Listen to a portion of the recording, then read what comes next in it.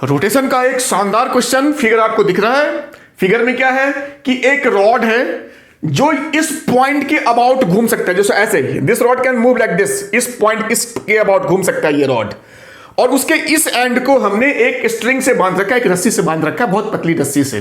ठीक है, रॉड हमारा बिल्कुल ऐसे फ्लैट है। अभी कहा जैसे इस रस्सी को हम कट करेंगे, यहां से इस रस्सी को कट करेंगे, इस रस्सी को, अब क्या होगा, ये रॉड यहां से बिल्कुल नीचे ऐसे भागेगा, ऐसे भागेगा।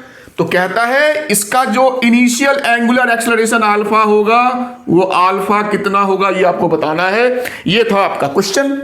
अब इसको कैसे करेंगे, तो देखो सबसे पहले इस रॉड का जो यहां पे सेंटर ऑफ मास होगा, यूनिफॉर्म रॉड है, तो यहां मेरा इसकी लेंथ हमको एल दे रखा है, इस रॉड की लेंथ एल दे रखा है, तो यहां इसका जो होगा mg इसके बिल्कुल सेंटर ऑफ मास में होगा।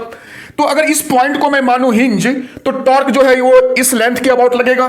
तो जो टॉर्क होगा इस रॉड पे वो होगा फोर्स इनटू परपेंडिकुलर डिस्टेंस, यानी L/2, ये डिस्टेंस L/2। तो ये मेरा हो गया टॉर्क ड्यू टू इट्स मास।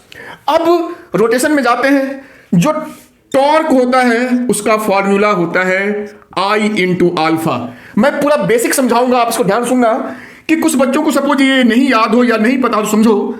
जो फोर्स होता है नॉर्मल, हमारा मास इंटू एक्सेलरेशन होता है ट्रांसलेशन में, जो हमारा बेसिक फॉर्मूला सारे बच्चों को पता है।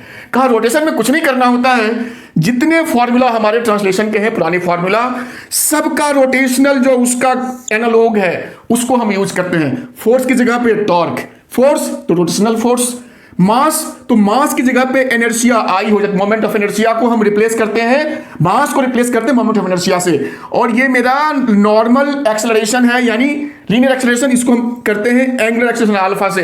तो इस तरीके से आप याद कर सकते हो। तो टॉर्क हमारा हो गया I इंटू अल्फा। अब जो हमारा I है ये मोमेंट ऑफ इनर्शिया है, किसका, इस रॉड का, किसके अबाउट, तो इस एंड के अबाउट, इस एंड के अबाउट, ये जो मेरा एंड है इसके अबाउट। आप इसको जान लेना, ये होता है ml²/3, ये भी आपको पता होगा।